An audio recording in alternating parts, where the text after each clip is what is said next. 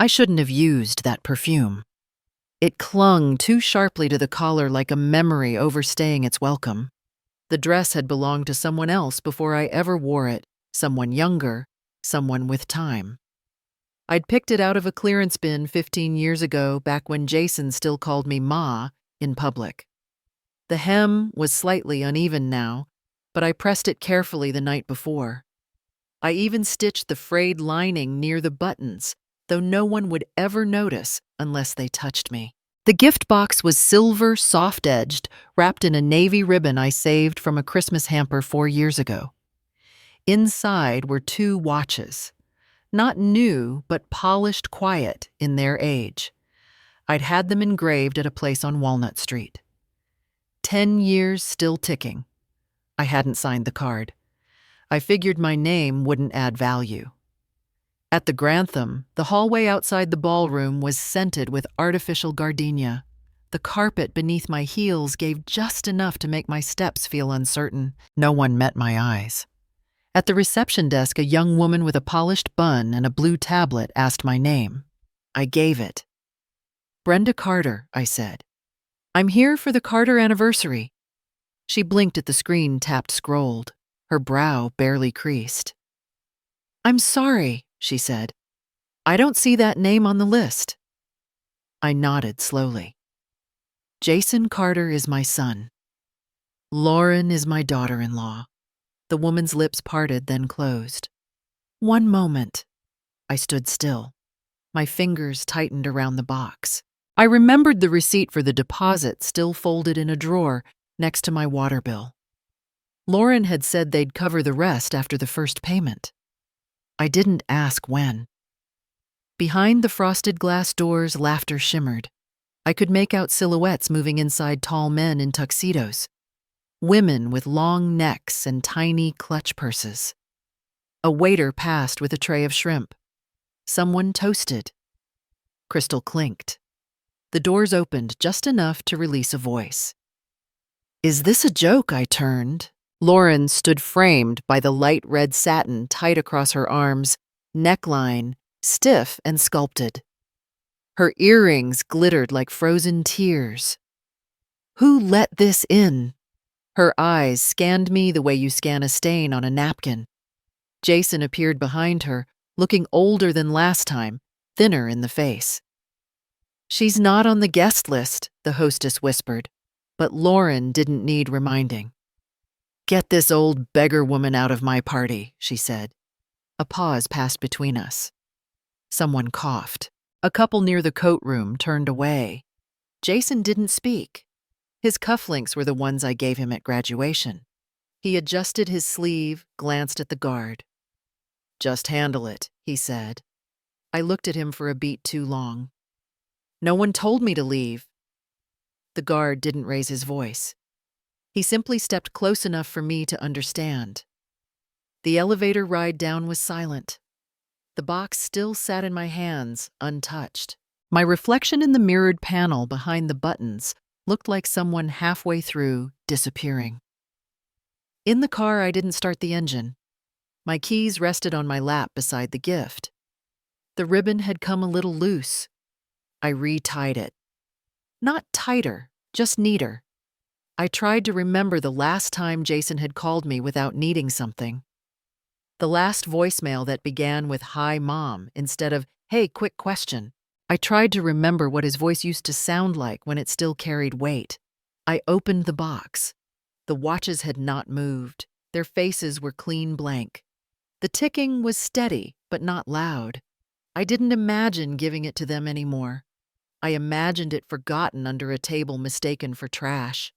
I imagined a hotel staffer unwrapping it hours later, hesitating over the engraving, then placing it on a lost and found shelf until someone claimed it or didn't. A message came through on my phone, but I didn't check. I turned it over. The screen lit the edge of the seatbelt buckle. At home, I left the box on the kitchen counter. I made tea. The mug had a chip at the lip from a time Ellie dropped it trying to reach the sugar jar. That was when I still picked her up from preschool, before Lauren started saying things like, "We've got it covered," and she gets confused if we change the routine. I sat down with the tea, let it go lukewarm. On the table was an old utility bill with Jason's handwriting in the margin. He had used it to calculate something for his startup. I never threw it away. The apartment was quiet. No television, no voices coming through the walls, no sound but the occasional settling of old pipes behind plaster. I don't remember choosing the silence. I just remember noticing that it never left. Later that night, I found myself smoothing out the dress again, folding it back into the closet, where no one else would ever look. I didn't cry. I didn't speak aloud. I brushed lint from the hem and closed the door. I took the receipt from the drawer, unfolded it, read it once. I didn't tear it. I placed it beneath the watches in the box and tied the ribbon again. The knot held. No one had called me by my first name tonight. No one had called me anything at all. I gave birth to him. I helped pay for the wine they toasted with. I ironed the sleeves he wouldn't look at. And I was the only one asked to leave. Not loudly, not cruelly, just completely.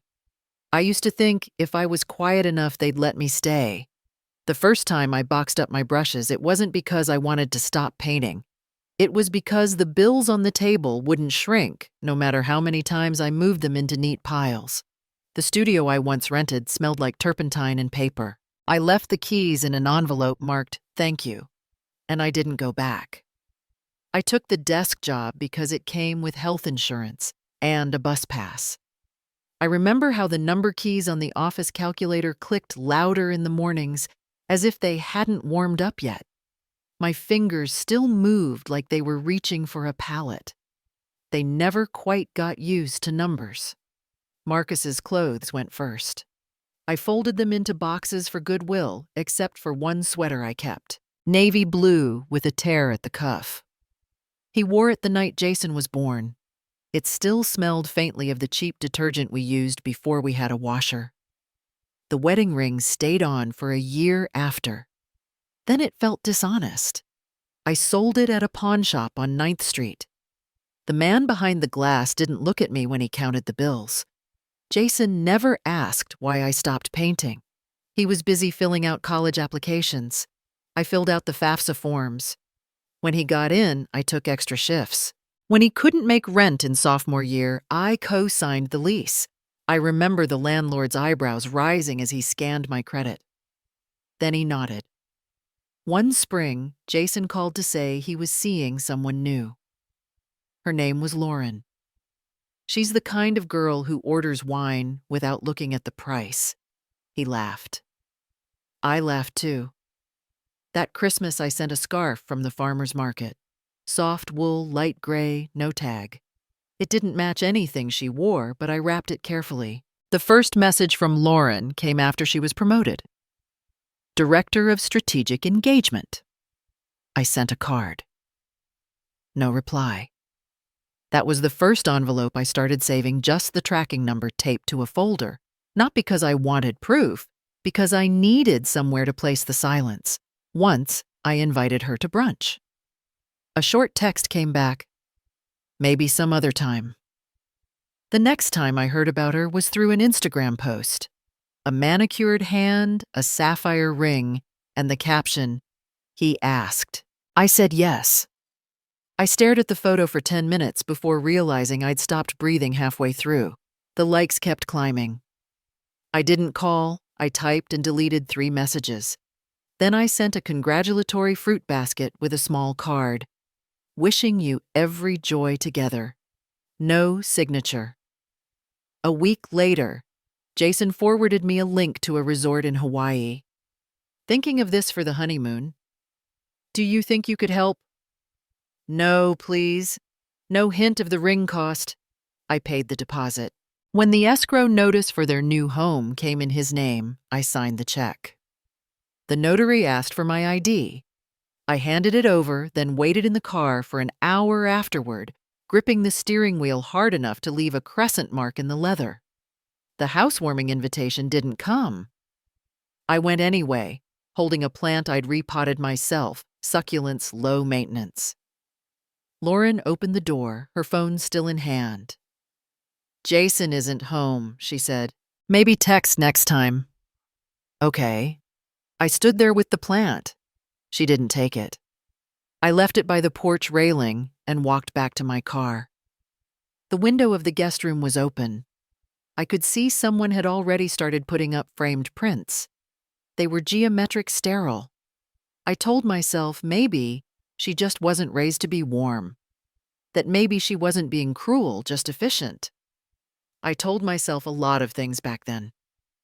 Later that fall, Jason emailed me a guest list for the rehearsal dinner. My name wasn't on it, but Lauren's boss was.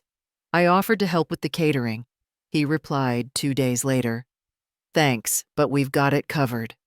I mailed a check for the wine anyway. No one mentioned it at the toast. At the reception, I wore a charcoal dress I hadn't touched since Marcus's funeral. Jason introduced me to the wedding planner as our family friend from Chicago. I'd never been to Chicago. Lauren's mother gave a speech about tradition and grace. I sat next to the restroom door. I didn't speak once during dinner. Afterward, I folded my napkin 3 times and left before cake. I kept showing up. Holidays, graduations, Ellie's baptism. I brought gifts wrapped too neatly.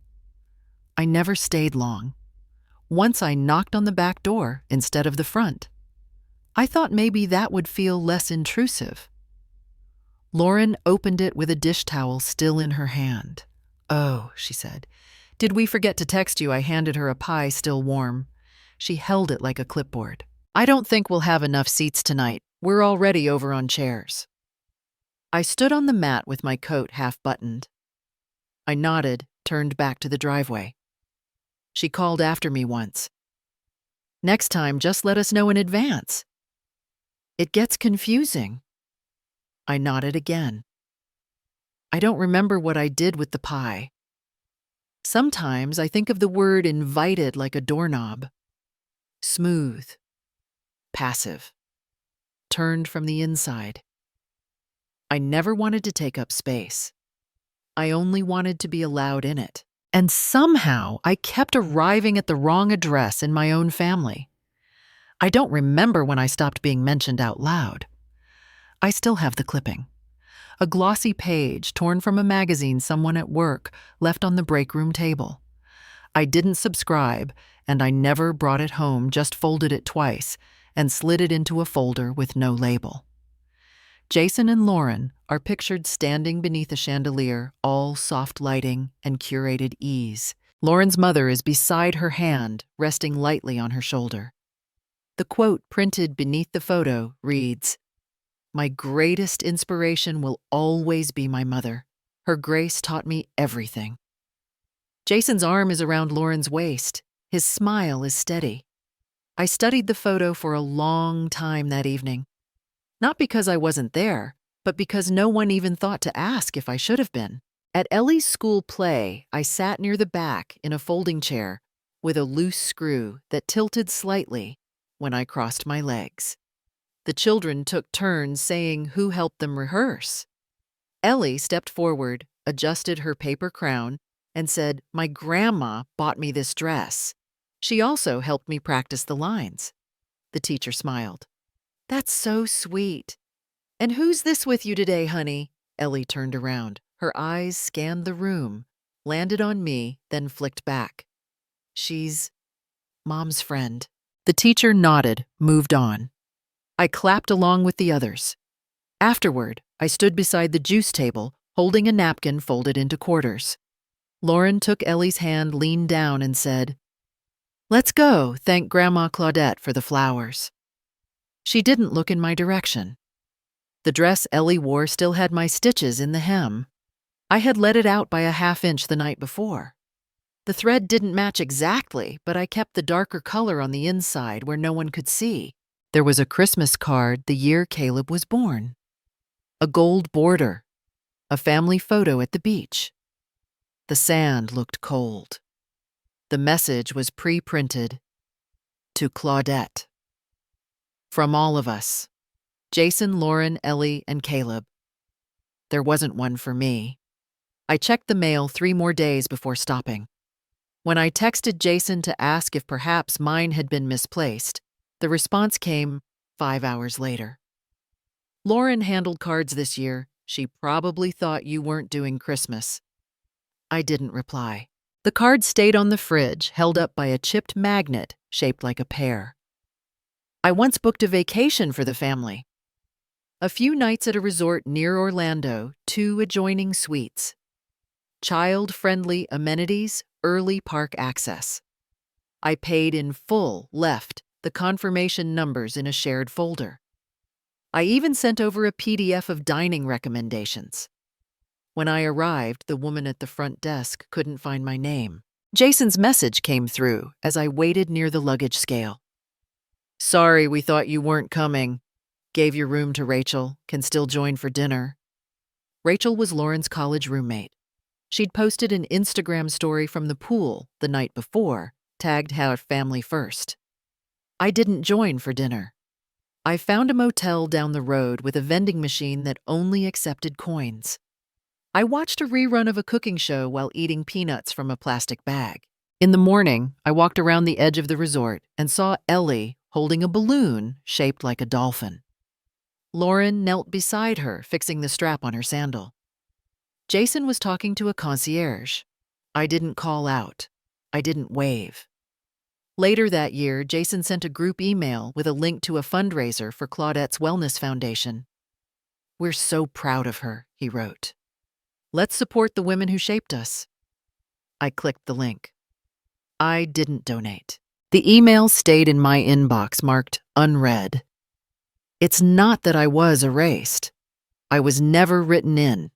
Even when I offered help, it arrived like mail addressed to the wrong street. Unopened. Returned. Not out of cruelty, just routine. I stopped bringing desserts to gatherings. I stopped asking what time to arrive. Once, I left a batch of cookies on their doorstep, tied with twine. A week later, I found the same container unopened on the side table by my apartment door. There was no note. I never asked if they meant to return it. I just washed it and put it back in the cabinet. Sometimes I wonder if Jason remembers the sound of my voice in the morning before meetings, before bank statements, before titles. I used to hum to fill the silence when we walked to school. Not a song, just the sound of staying. Now when I call, the line rings 4 times before voicemail. His voice is clipped. Formal. You've reached Jason Carter. Please leave a message. I don't. The last time I sat at their table, the chairs were labeled with place cards in silver ink. Mine was missing. I stood for a moment behind an empty seat. Lauren passed behind me. That one's for Aunt Gwen. She's gluten-free. I stepped back. Jason didn't look up. No one said where I should sit. So I didn't. I stood by the kitchen door, took 1 bite of salad, and folded my napkin into a triangle. I left before dessert. Later, someone emailed me a group photo from that evening. Everyone smiling. A line of chairs all full. Except one. I've always believed in writing things down, not to prove anything, just to remember what was real when the room starts to feel scripted. The file folder I kept for Ellie's savings account had a tiny sticker on the corner, pink, with a faded balloon. I didn't remove it when the edges began to curl. It was the kind of sticker that comes free in the mail with charity return labels. I'd put it there the day we opened the account. Jason had told me it wasn't necessary that they'd handle it, but he hadn't stopped me. The balance wasn't large, but I added to it each birthday, each first day of school, each time her name came up in conversation with no context. The last deposit I made was a rounded number, something clean, easy to remember. When I stopped by the bank to update my contact info, the woman at the counter typed something, then looked at the screen for too long. Her voice was soft. People always lower their voice right before saying something they know they shouldn't. It looks like your name was removed from the account 2 weeks ago. I didn't speak right away. She clicked once more, printed a sheet of paper, slid it across the counter. My signature was at the bottom. Tilted slightly to the left, too perfect, too smooth. I've never dotted my I with a circle. It's now listed under Jason Carter and Lauren Carter only. The paper felt too cold for something so personal. I folded it into quarters, placed it in my wallet behind a receipt from the dry cleaner. I drove home with both hands on the wheel, pressing down harder than usual. I didn't call Jason at first. I typed out a message and deleted it. When I finally dialed, Lauren answered. "This really isn't a big deal," she said as if reading from a script. "It's just easier this way. You don't need to be involved in every financial thing. You're not really part of our estate planning." I stared at the dent in the armrest of the sofa, the one Marcus made during his last month, gripping harder than he realized. There was a pause. "We assumed you'd be relieved," she added. "That night I boiled water and never poured it." The mug sat empty, waiting for something warm. My email pinged at 11:42 p.m. The subject line was appreciation and clarity. The message was 3 paragraphs long. "We appreciate all you've done. You've been generous and we're grateful. But from here on out, we ask that you not make financial decisions on behalf of our children." At the bottom, there was a list of CC'd names. One of them was Claudette Blake, listed as a state legal liaison. There was a small note in parentheses beneath her name, primary advisor for Carter Family Legal and Financial Matters. I read that line twice. Then I clicked away without responding. The next morning, I opened the drawer where I kept old checkbooks. The ledger was neat, each entry labeled crib diapers, school uniforms, music lessons. There were no question marks in the margins, only numbers.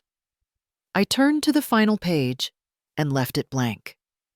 I didn't cry. I didn't curse. I went to the hallway closet and took down a box labeled Donate. I removed a baby blanket I had forgotten I saved.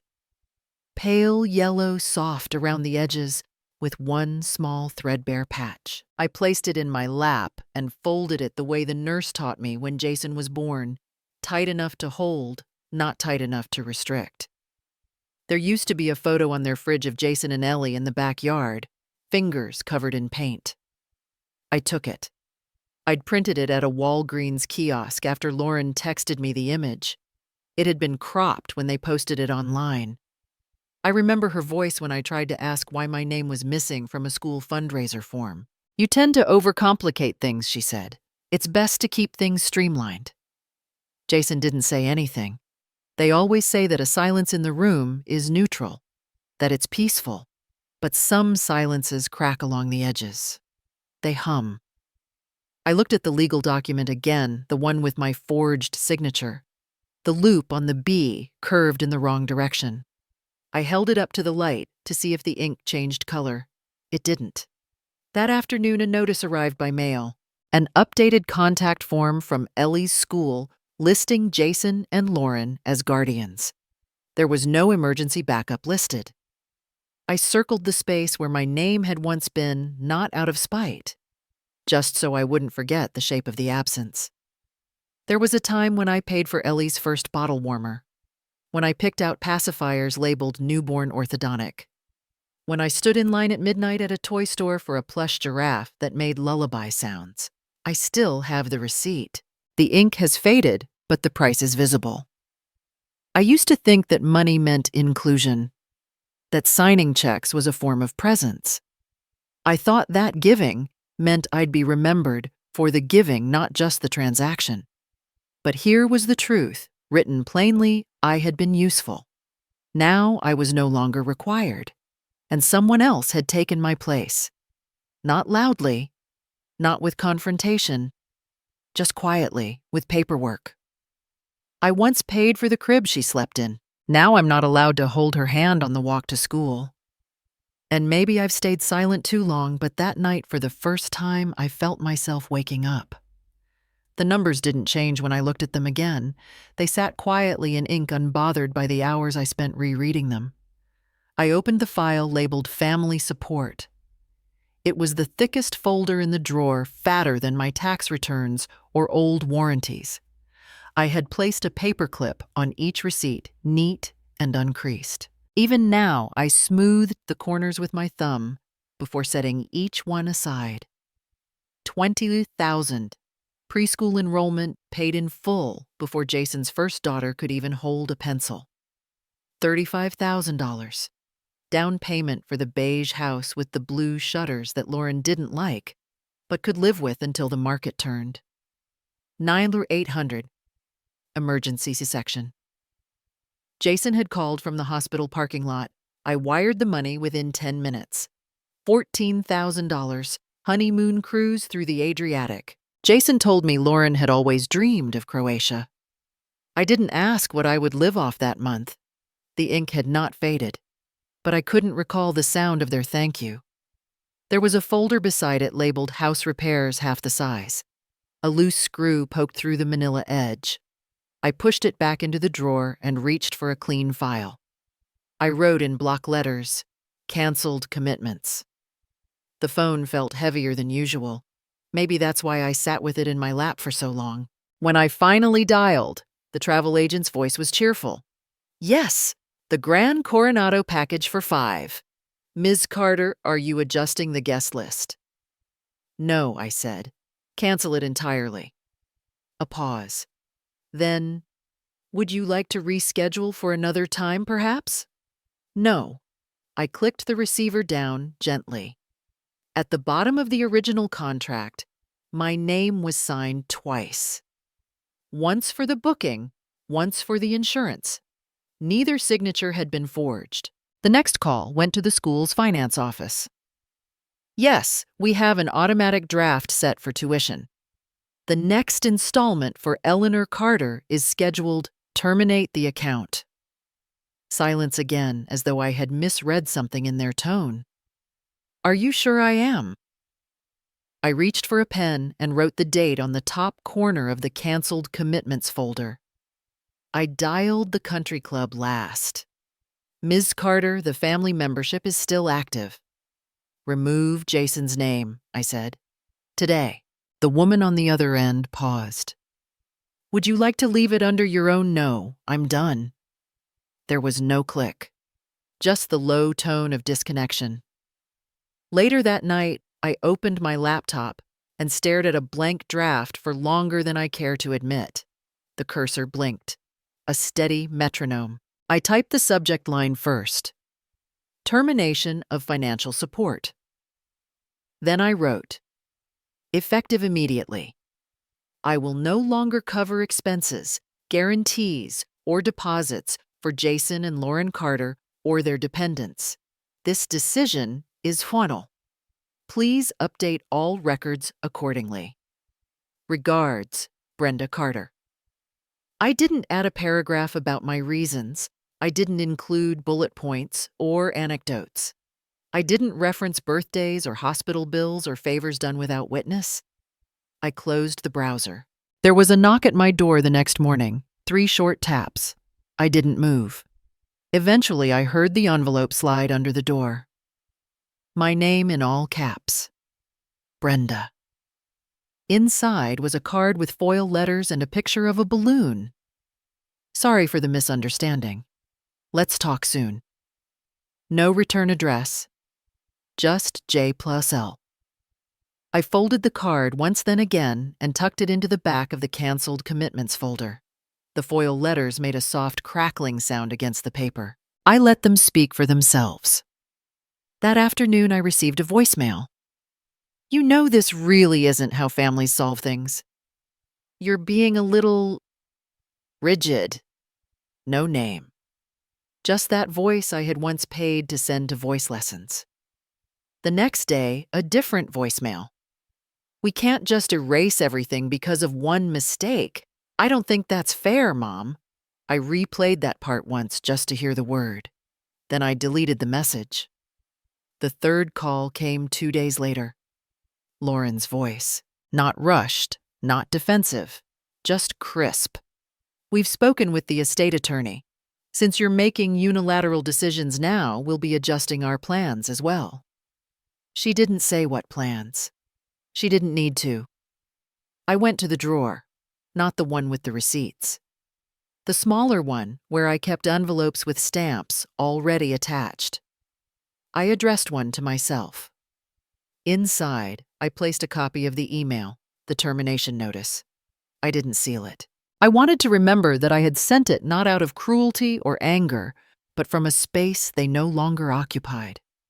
Before I closed the drawer, I saw something behind the envelope stack. A small cloth bag embroidered with fading lilac thread. I opened it. My wedding ring. Not worn since the funeral. Not sized for my hands anymore. I held it to the light. The gold had dulled, but the engraving inside remained. To be, always, M. I closed the bag and placed it back. Then I shut the drawer. There was no need to speak. They hadn't heard me when I whispered. They hadn't heard me when I asked. They hadn't heard me when I paid. They might hear me now.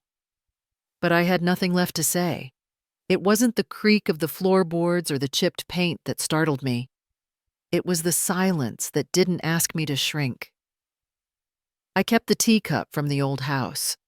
Not because it matched anything here, but because the handle was worn smooth where my thumb always rested. I used to bring it to family brunches filled with chamomile, hoping someone would notice I'd chosen calm over coffee. No one ever asked why. The new apartment had one window that refused to open all the way, and a heater that made a sound like someone clearing their throat. I left it that way. For once, I didn't call anyone to fix what wasn't broken. Jenna came with 2 tote bags and a folding chair.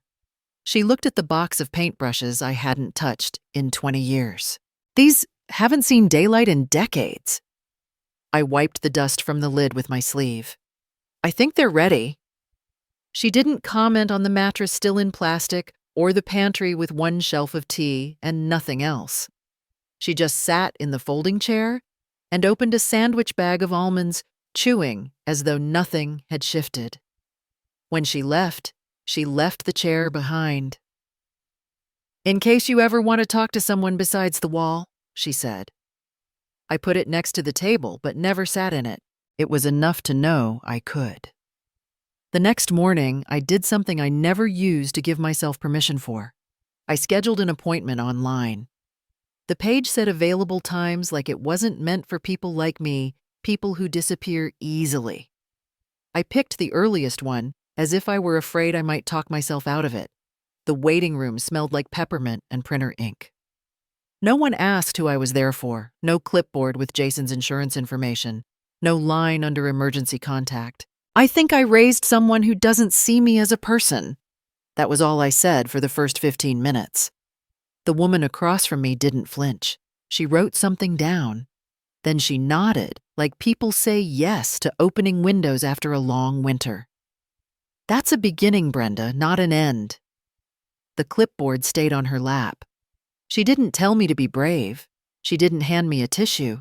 That night I found the first nail in the drawer and used it to hang a small square of canvas above the stove. Not framed, not labeled, just something to take up space that used to feel borrowed. I didn't know what I would paint, but the wall didn't ask for perfection. It asked to be noticed. Jason didn't call. Lauren didn't text. No one asked where the grocery cart had gone. The mail still came in someone else's name junk for the previous tenant coupons for pizza deals I wouldn't use. But the mailbox opened with my key. One evening I ran into a neighbor who walked with a limp and wore gardening gloves even when she wasn't gardening. She pointed to the sidewalk where the slabs didn't line up. "You might trip if you're not paying attention." I nodded. "I've tripped over less." She didn't laugh, just looked at me and said, "You look like someone who gave too much to people who didn't know what it cost." I looked down at my shoes, same pair I'd worn since Ellie was born. One heel worn flat. I used to think that meant I loved them enough. She shook her head. "It just means they knew you wouldn't send a bill." Later, I wrote her words on a sticky note and placed it behind the paintbrush jar. I didn't need to see it every day, just to know it was there. The building's laundry room had one working machine and a shelf of books no one seemed to take. One afternoon, a boy, no older than 12, held the door open for me, looked at the detergent in my hand, and asked, "Is that the kind that doesn't itch?" I said. "It's the kind that doesn't pretend to be gentle when it's not." He nodded like he understood something. I wasn't saying. Back upstairs, I opened a box I hadn't planned to unpack. Inside was the guest book from Jason's christening, page after page of names written with care ink bleeding at the corners. Marcus had written, "May he know you always, even in the noise." That was before the noise drowned out everything else. Before birthday parties with seating charts. Before emails that CC'd attorneys instead of mothers. I cut a piece of canvas small enough to fit in the frame the guest book had come in. I didn't sketch anything yet. I just stretched the fabric tight, let it sit under my hand for a moment, then set it upright against the counter. A voicemail came from the club, just confirming that the secondary cardholder's name has been removed. No apology, no request to explain, just confirmation that I had the right to subtract. I didn't play golf. I kept the membership because Jason liked to bring clients. I once watched from the gallery as he took a call, laughed, and waved toward the parking lot. He wasn't waving at me. The kettle whistled. I poured water over a bag of lavender tea, the kind Lauren used to say smelled old-fashioned. I placed the cup beside the empty chair and sat at the table alone. Not lonely, just alone. The kind of alone that didn't ache. The kind that breathed. The painting still hadn't begun. But I had taken the cap off the black paint. That was something. I didn't put music on. I didn't need anything to fill the air. I just listened to the stillness. It didn't accuse. It didn't forget. It just waited. And for the first time, I didn't fill it with apology. I didn't check the voicemail the first time. The number came up twice more that week. I let it ring until the screen dimmed. The fourth time I picked up. Not because I wanted to talk, but because silence sometimes stops meaning anything if no one knows you're holding it. His voice had an edge of something unpracticed, like he was trying to sound casual, but had forgotten how. "Ellie's been asking about you." He paused, as if waiting for something to make it easier. Maybe just a short dinner. Casual.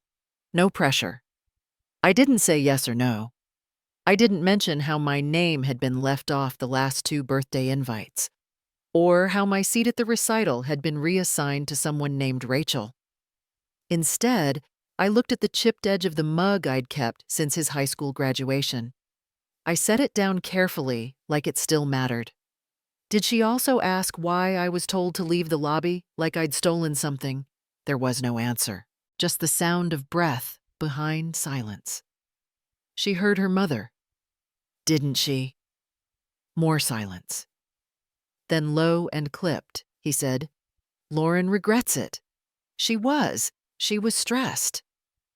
I almost laughed. But the sound caught somewhere between my throat and my teeth.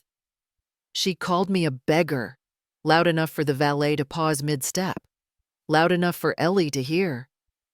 He tried again. She didn't mean it that way. The lobby was full. She looked at my coat and said I'd followed her in from the street. I remembered the coat. Wool a bit threadbare near the cuffs. I wore it because it was warm, not flattering. I remembered how the receptionist looked up without meeting my eyes. After that call, I didn't hear from him again. But a letter came 2 days later, the envelope bent at one corner and sealed with pink tape. The handwriting was uneven. Letters floated too high, too low.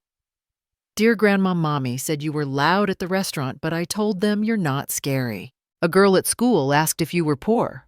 Mommy laughed. She said, "No, she just dresses like a retired beggar." I told her I like your shoes. There was a drawing at the bottom, a woman with silver hair, arms outstretched, standing under a tree that looked more like a cloud. I folded the paper once, then again. The crease ran straight through the figure's face. I placed it in the drawer where I kept warranties and expired coupons. I didn't need to read it again. Later, I walked to the corner pharmacy and bought a new toothbrush and a box of chamomile tea. Not because I needed either, but because I didn't want to go home yet. At the register, the clerk didn't ask if I wanted a rewards card. She looked at my face and offered a quiet, "Anything else, ma'am?" with no judgment attached. That night, I poured the tea, watched the steam curl like a question that didn't need answering, and opened the drawer again. The letter was still there, crumpled at the edge now, but intact. I remembered when I used to pack Jason's lunches with napkins that had little notes. "You've got this," or "Can't wait to hear about the quiz." I'd draw tiny stars in the corner. No one kept those napkins. But they'd existed. That counted, maybe. The next morning, a neighbor knocked to borrow vinegar. She glanced at my tiny kitchen at the empty fruit bowl and said, "This place has good light." I gave her the vinegar. She gave me a look that wasn't pity, wasn't admiration, just recognition. In the afternoon, I sat with a blank sketchpad pencil hovering. I didn't draw. I just held it. The next message came on a Sunday. "We're hosting a brunch for Caleb's baptism. Just close family. No drama, okay? No, would you like to come?" Just a logistical reminder.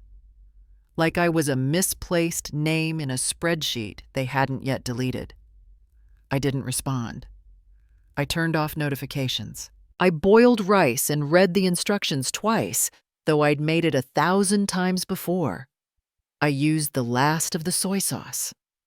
The bottle clinked in the bin. A week later, a woman from Ellie's school PTA emailed a group message about a fundraiser. My address was on the CC list, probably by accident. One sentence stood out. "Ellie's grandma Lauren's mom is heading the raffle again. Such a devoted family." I didn't correct it. I stared at the words until they meant nothing. Until grandma sounded like a placeholder, a borrowed title. There's a kind of silence that doesn't end when someone speaks. It just waits. Once during a parent-teacher meeting in 2nd grade, Jason had a meltdown because he lost a crayon. Lauren wasn't there. I crouched beside him, dug through my purse, and handed him a peppermint wrapped in old tissue. He took it. His fingers were cold. I don't remember what the teacher said that day. Only that he held my hand the whole way to the car. Now a child asks if I'm poor, and her mother laughs, and my son says nothing. I don't need to explain the difference between absence and erasure. One is noticed. The other is named over, painted in fresh colors. I used to wonder when the forgetting began. Now I think it was never forgetting, just choosing who to remember and who to trim from the photo before it's framed. I put the letter away again.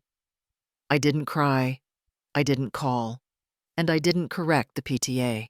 There's a cost to every silence, but some debts aren't mine to pay. I once raised a boy who called me mom.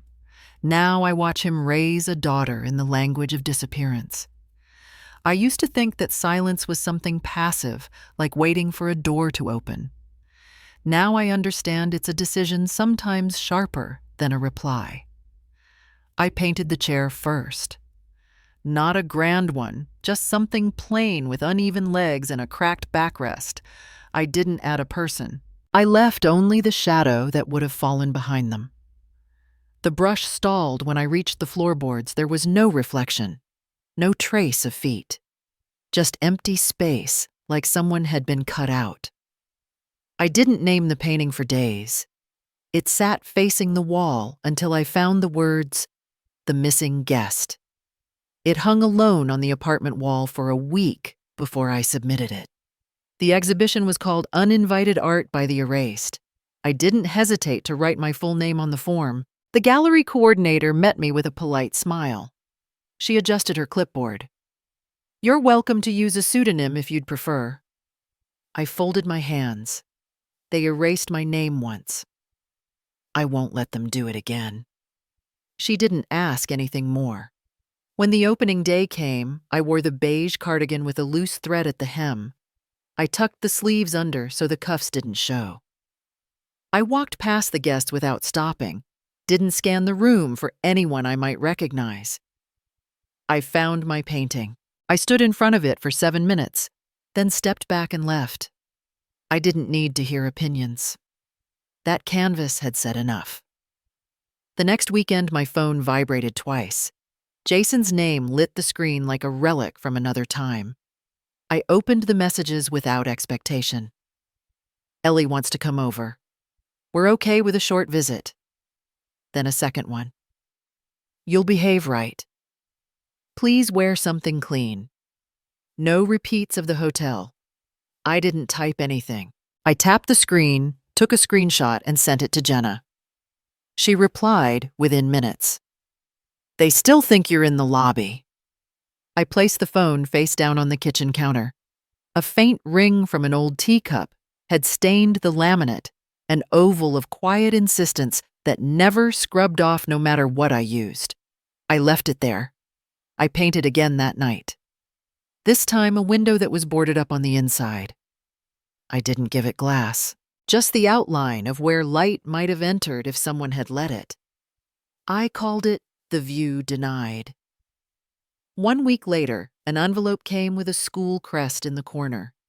Inside was a crayon drawing of what looked like a playground, a girl on a swing alone. 3 stick figures stood in the background holding balloons. None of them had faces. I turned it over. Dear Grandma, I drew this for art class. Mom said it's not very good, but I think it looks like the time you pushed me in the park. Do you remember the A in Grandma had a loop that spiraled like a snail shell? I didn't send a reply. At the next gallery meeting, someone asked if I would be interested in doing a short talk. I shook my head and wrote on a napkin instead. I'm not here to explain absence. I'm here to show its shape. Jenna came by that evening with a box of old picture frames. One of them still had a yellowed print of a baby in a bonnet. I figured you'd want to use these for your work. No pressure. I opened the lid and pulled one out. The back was sealed with masking tape corners brittle from age. My own handwriting was on the bottom, Jason 6 months. Jenna didn't speak. I set it aside without removing the photo. The frame stayed on the shelf, but turned around so only the cardboard backing showed. Some things didn't need to be looked at to be understood. 2 days later, I received another message from Lauren. This weekend's open if you still want to see Ellie. Just make sure she's back by 4. Then moments later, please don't confuse her. We've made progress since the incident. I didn't answer. I read both messages twice, then opened my calendar and made a dentist appointment at the same time she proposed. Not out of pettiness, just to remind myself whose hours I lived in now. I painted again. This time a staircase going up, but the railing stopped halfway and the steps blurred into fog. I called it Almost Home. When the gallery printed their program, they asked if I wanted a quote beneath the title. I wrote, "Some homes don't have doors, just thresholds you're never invited to cross." Ellie's drawing stayed on the fridge. I looked at it sometimes while boiling water, waiting for the kettle to click. It had no signature, no date, just soft colors pressed into cheap paper, the kind teachers hand out in stacks, the kind parents usually throw away without guilt. One night, I woke at 2:13. I didn't check why. I simply stood, walked barefoot to the window, and pulled the curtain aside. The street lamp buzzed faintly. A single cat darted beneath a car. Nothing waited for me outside. That was its own comfort. The next morning, I poured the last of the milk into my tea and let the spoon rest on the rim. It spun once before stopping. I took a deep breath. I didn't need a reply. I didn't need approval. I painted one last canvas that week, smaller than the others. It was just a doormat.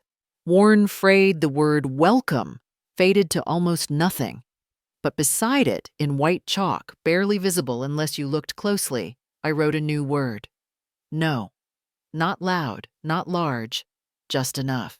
I don't need their photograph to prove I was ever in the room. I'm not in the picture anymore because I stood up and walked out. I used to keep his baby teeth in a velvet pouch, tucked behind the dish towels. I threw them out last winter. The printer made a soft, rhythmic sound as I fed each document through.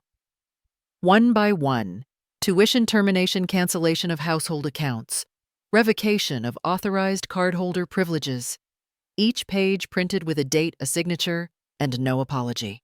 I used the old fountain pen I once gave him on his high school graduation. The ink hadn't dried out, though something else had. The envelope I had kept for his birthday, an antique watch polished, engraved, never opened, lay on the kitchen counter. I placed the gift box inside a plain mailer. No bow, no card. I tore a square from the back of a grocery list and wrote a single line in my own cursive, "The watch still runs. But my time with you does not." At the post office, I asked for tracking. The clerk called me ma'am and smiled without asking what was inside. That was enough.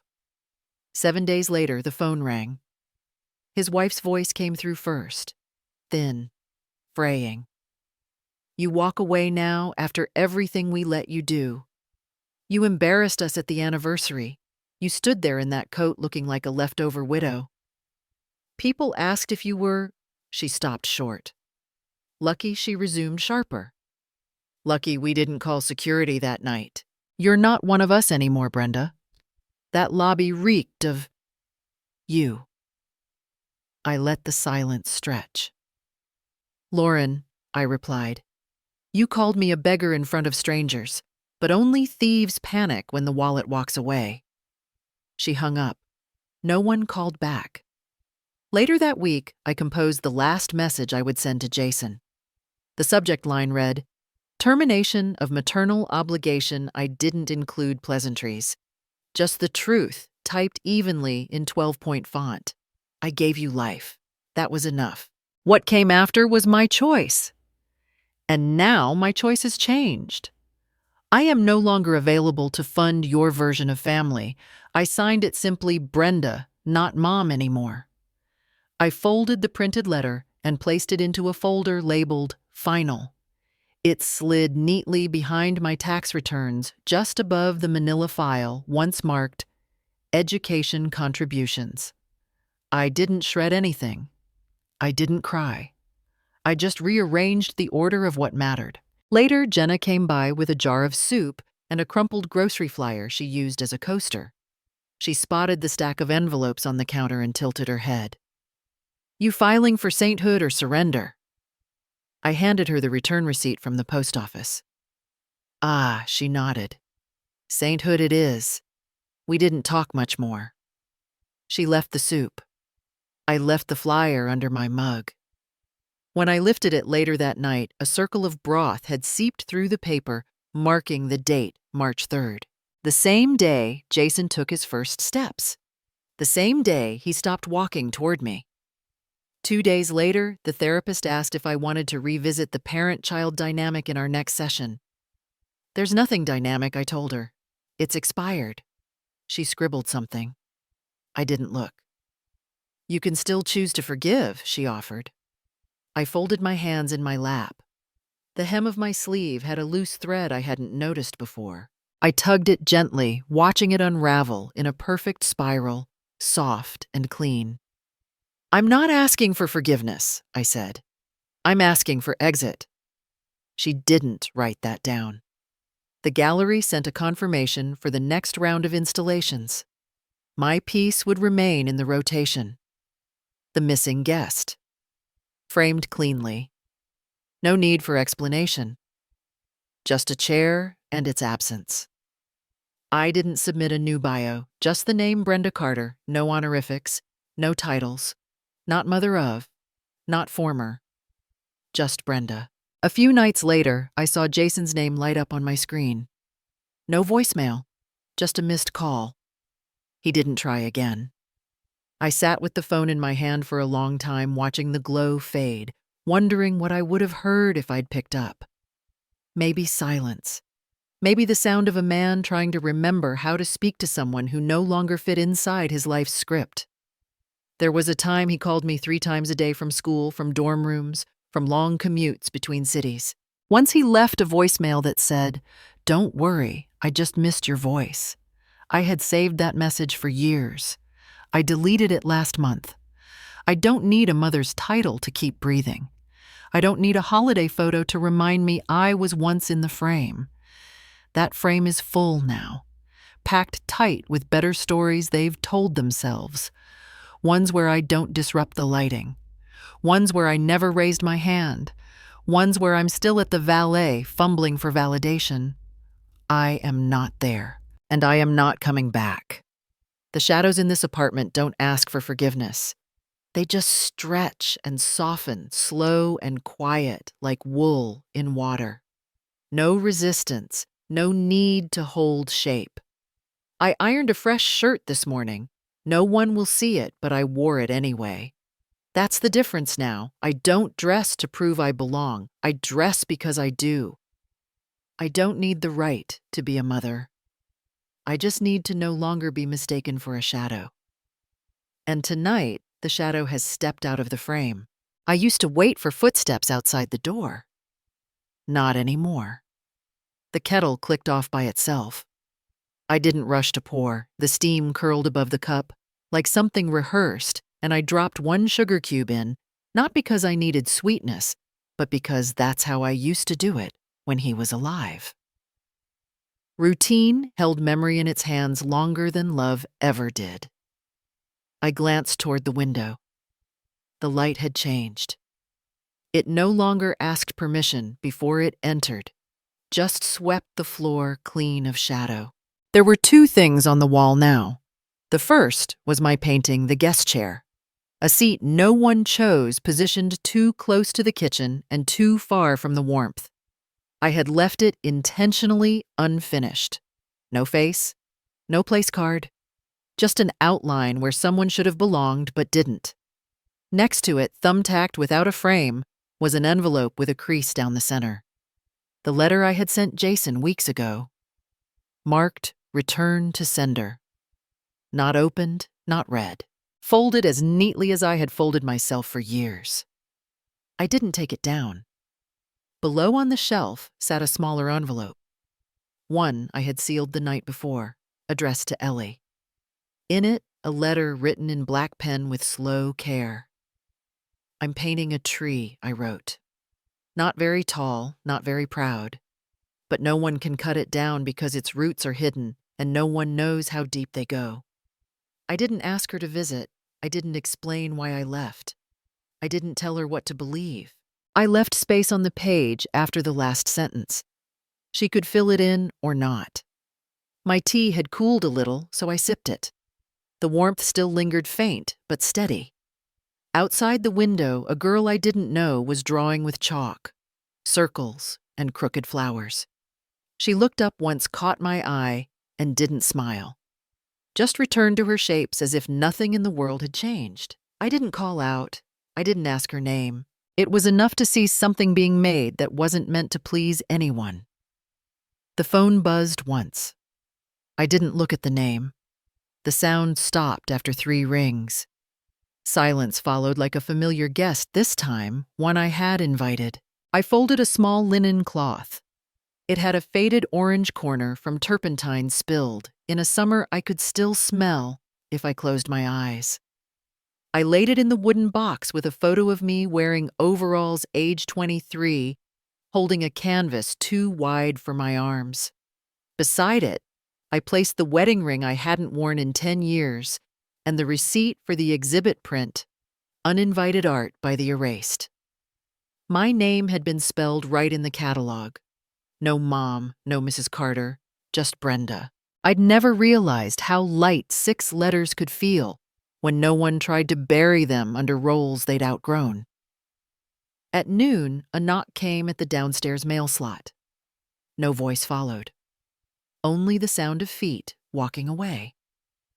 I waited a while before I checked. It wasn't a letter. just a plastic envelope from a delivery service. Inside, a brochure from the same golf club Jason once added me to without asking. On the back, renewal deadline final notice. I slid it straight into the recycling bin. Not everything that comes to the door deserves to be let in. I stirred the tea again. The sugar had settled. I drank the rest in 3 quiet swallows. The taste was almost sharp now. I pulled out a small canvas from the closet. Blank. No charcoal sketch, no outline. I stared at it a long time, then placed it upright near the window. Not because I had something to say, but because I no longer needed anyone to listen before I began. On the sill, sunlight deepened. Not golden, not soft, just clear. I didn't miss the voices anymore. Not the ones that said I was embarrassing. Not the ones that called me too much or too old or a problem to be handled privately. Not even the ones that used to call me mom only when money was involved. No one had spoken my name in this apartment in days. And yet everything here knew me. The chipped mug, the worn brush handles, the lemon balm by the sink that leaned toward light, even when the window stayed shut. I reached into the drawer and pulled out the list I had once kept. All the birthdays, appointments, due dates, dates that tethered me to people who had unhooked themselves years ago. I ran my fingers across the faded ink. Then slowly, I folded the list until the names disappeared. I didn't throw it away. Some things don't deserve destruction, just distance. I placed it in the back of the drawer behind the paint tubes. The apartment had no sounds now except for the soft tick of the wall clock and a breeze tapping gently at the loose pane. There was no calendar marked with anyone's plans but mine, and no one waiting to see if I showed up looking the part. I walked to the window and opened it halfway. The chalk girl was gone. Only her shapes remained half erased by the wind. Still beautiful. I stood there longer than I needed to. Then I closed the window without locking it. Behind me, the canvas waited. No one watching. No name being called. And I knew without needing it spoken what I had become. No one calls me the wrong name anymore. No one calls at all, and that's fine. I know who I am now.